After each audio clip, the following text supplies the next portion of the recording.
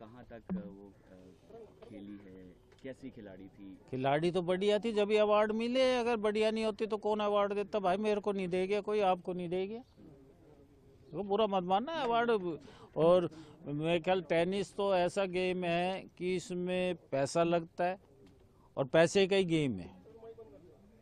औरों में तो चलो जॉइंट का होता है, ये तो अपना अकेले इंडिविजुअल का गेम है। तो इसमें तो इनके पिताजी ने बचपन से सुबह 5 बजे लेके जाता था और शाम को जब तक चलता था, जब तक सब कुछ उसने छोड़ दिया था, कहीं जाना आना सब कुछ छोड़ा हुआ था। तो सर 10 तारीख को जब इंसिडेंट हुआ तो तो सबसे पहली मुलाकात जब आपसे हुई तो क्या बताया उन्होंने?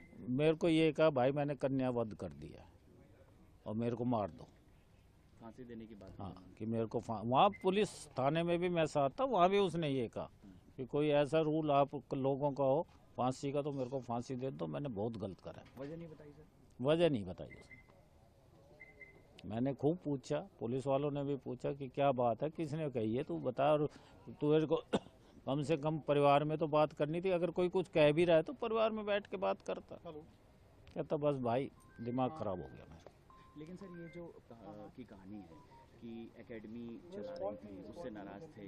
ना, ऐसा कोई वो नहीं था। तो एकेडमी चला रही थी सर? एकेडमी नहीं, कोच थी। ना पुलिस वाले उस चीज़ को समझे, ना आप लोग मीडिया वाले समझे। मतलब उन्होंने जो कह दिया, उन्होंने कई दफ़ा मैंने भी कहा, मैं कहा वो कोच थी, मेरे ख्याल कोई एकेडमी वगैरह नहीं खोली हुई थी। तो अलग अलग एकेडमी में अलग एकेडमी में जाती।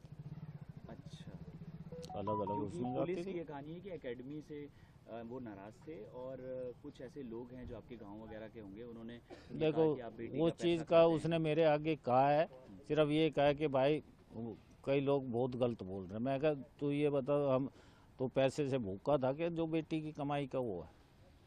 तो शुरू से उस लड़के ने, उसके बाबा ने, पिताजी ने बहुत मेहनत करी है, बहुत मेहनत करी है। शुरू से पैसे वाले थे।